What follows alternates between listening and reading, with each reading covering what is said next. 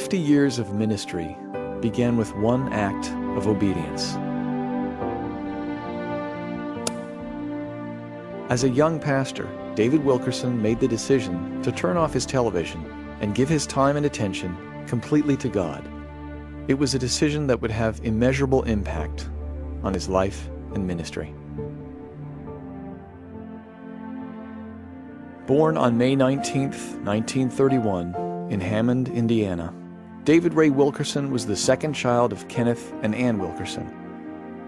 David grew up with 4 other siblings, with the eldest being Juanita, a younger sister Ruth, and 2 younger brothers, Jerry and Don.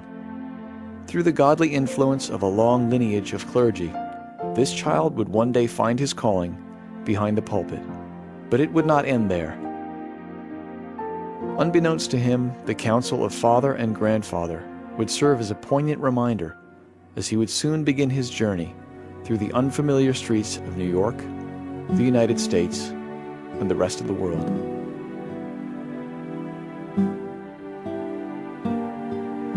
On June 14, 1952, he married the love of his life, Gwen Caruso. Later on, he accepted a pastoral position in the small town of Phillipsburg, Pennsylvania. Amidst the comfortable and satisfying life of a country preacher, there was a deep cry that could not be silenced. It wasn't until 1958, after reading a touching article in Life magazine, that the stirring of the Holy Spirit would change the course of his life in a way that was incomprehensible at that point in time. He would go after those who were so lost it would take an act of God to reach them, the teenage gangs of New York City.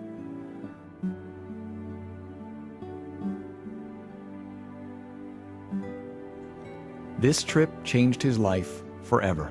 David Wilkerson's burden for the lost of the city increased and gave birth to Teen Challenge, a nationwide ministry to reach out to people with life-controlling habits. Teen Challenge became primarily a drug prevention program, an inpatient care center, and I had to set up the home in Brooklyn.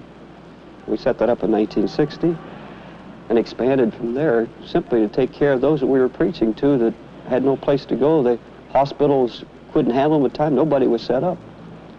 And drug addiction then spread across the country. We just followed.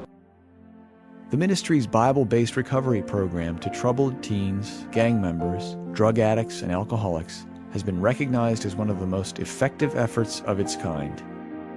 Teen Challenge has grown to include 173 residential programs and numerous evangelism outreach centers in the United States, and 241 centers in 77 other countries. The program's cure rate of 86% has been recognized and substantiated by the U.S. government's National Institute on Drug Abuse. Today, many Teen Challenge graduates serve as ministers and missionaries throughout the world. The story of David Wilkerson's first 5 years in New York is told in The Cross and the Switchblade, a book he co-authored in 1963. The book became a best-selling phenomenon, and more than 15 million copies have been distributed in over 30 languages. Because of the success of the book, a motion picture was released in 1969. It has been viewed by an estimated 50 million people in over 30 languages in 150 countries, according to the World Film Crusade. In 1967, he began David Wilkerson Youth Crusades, an evangelistic ministry characterized by efforts to reach teenagers he called goodniks, middle-class kids who were restless and bored, to prevent them from being seduced into a life of bondage to drugs, alcohol, violence, or lawlessness. Now hear me please, if we lose this generation, we're going to lose it in the hearts of God's own people. If you feel the pull or tug of God's Spirit, don't move unless you feel that pulling at your heart. And you want that revolution in your life tonight. You want everything changed. I want you to get right out of your seat. I just want you to come and stand around the front. Look this way, please. I don't want people just to look at you like you're on show. Not at all. Jesus, reach these hearts. You're 2 girls. Now, break this terrible habit. Because, Lord, it's a mind habit. That's where it has to be broken. Break it in the mind. God, break it. Jesus, break it in the mind. Soon after, together with his wife and 4 children, he moved the ministry's headquarters to Texas, where he founded World Challenge Incorporated in 1971. It serves as a corporate umbrella for the many ministries that have emerged over the years. With a strong emphasis on bringing the Lord's love to the disenfranchised, World Challenge has served the poorest of the poor throughout the world and communicated the gospel in practical and effective means, be it through large outdoor crusades or through meeting the basic needs of a struggling widow.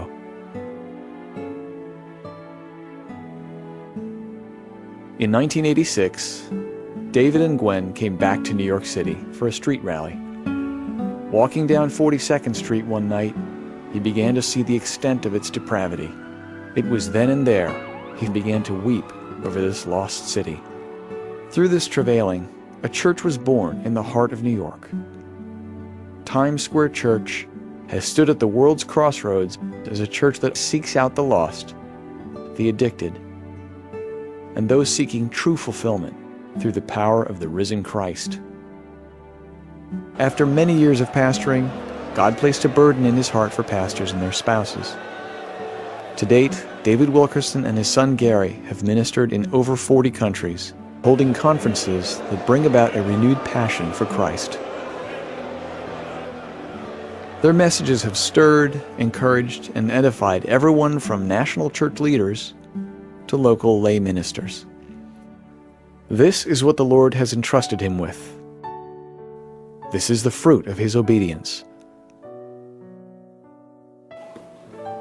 Thank God for family.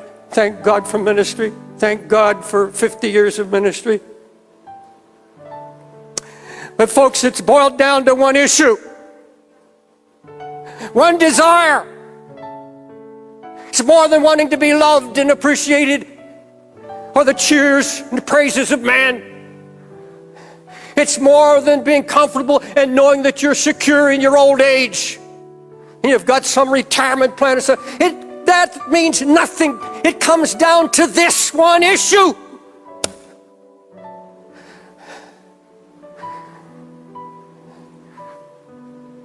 I want to be like Jesus. I want to see his face. Then I want to be a reflection of who he is. Lord, when you said, seek my face, my heart said unto you, thy face, Lord, will I seek.